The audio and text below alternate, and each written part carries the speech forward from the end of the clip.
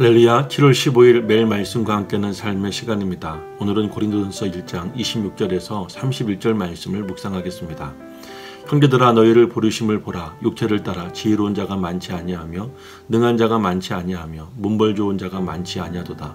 그러나 하나님께서 세상에 미련한 것들을 택하사 지혜 있는 자들을 부끄럽게 하려 하시고 세상에 약한 것들을 택하사 강한 것들을 부끄럽게 하려 하시며 하나님께서 세상에 천한 것들과 멸시받는 것들과 없는 것들을 택하사 있는 것들을 폐하려 하시나니 이는 아무 육체도 하나님 앞에서 자랑하지 못하게 하려 하심이라.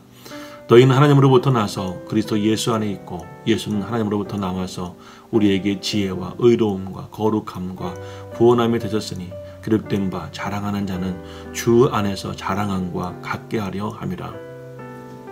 보배로운 여러분, 십자가의 복음은 오직 부르심을 입은 자들에게만 구원을 주시는 하나님의 능력이라고 말한 사도 바울은 하나님의 부르심은 세상의 지혜로 하는 것이 아니라 전도의 미련한 것으로 하시기를 기뻐하신다고 했습니다.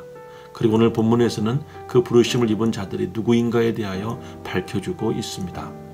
바울은 26절에서 형제들아, 너희를 부르심을 보라고 했습니다. 하나님은 어떤 부류의 사람을 부르셨는가요? 오늘 바울의 말을 통해서 함께 보겠습니다.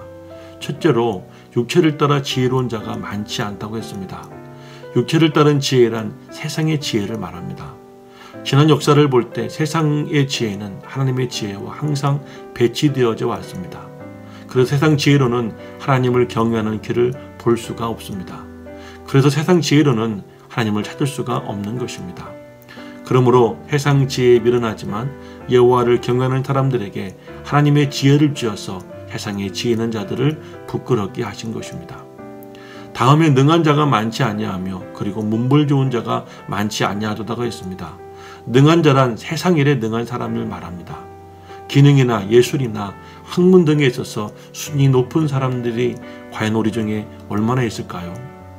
이들은 자신들의 그 능한 것을 신격화하여 자랑하고 살기 때문에 창조주를 멀리할 수밖에 없습니다. 문벌 좋은 자란 권세나 명문의 가문을 의미합니다.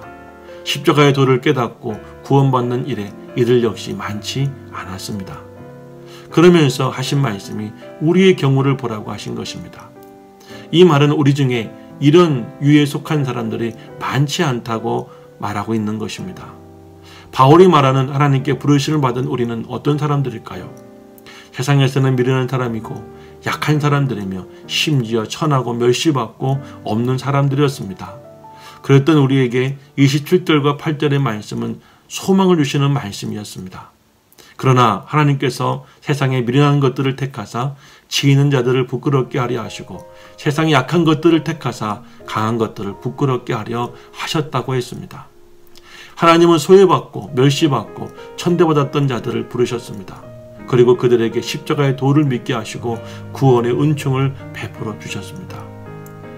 하나님께서는 세상에 미련한 것들을 택하셨다고 하셨습니다. 미련하다는 말은 세상 지혜가 부족하여 세상에서 멸시를 받는 가난하고 배우지 못한 사람들을 말합니다. 하나님은 바로 이런 사람들을 택하셨습니다. 그리하여 세상에 지혜 있다는 자들을 부끄럽게 하려 하셨습니다. 또한 세상에 약한 사람들을 택하사 강한 것들을 부끄럽게 하신다고 했습니다.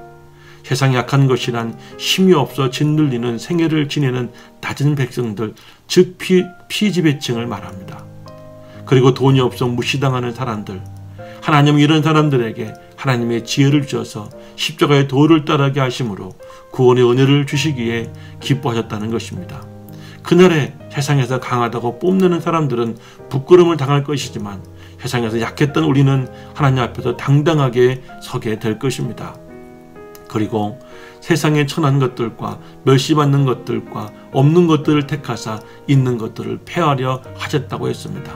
하나님은 매우 공평하신 분이십니다. 이 세상에서 지식이나 돈이나 명예나 권세로 호강하며 행복하게 살아온 사람들에게 하나님 나라의 축복에서 하나님은 멀리하게 하셨고 오히려 이 세상에서 소외당하고 가난하고 무시당하고 어렵게 살아온 사람들에게 하나님의 부르심의 문을 여사 구원의 길로 축복의 길로 인도해 주신 것입니다. 이렇게 하신 하나님의 뜻에 대하여 사도 바울은 29절에 이렇게 밝혀주고 있습니다. 이는 아무 육체라도 하나님 앞에서 자랑하지 못하게 하려 하심이라고 말입니다.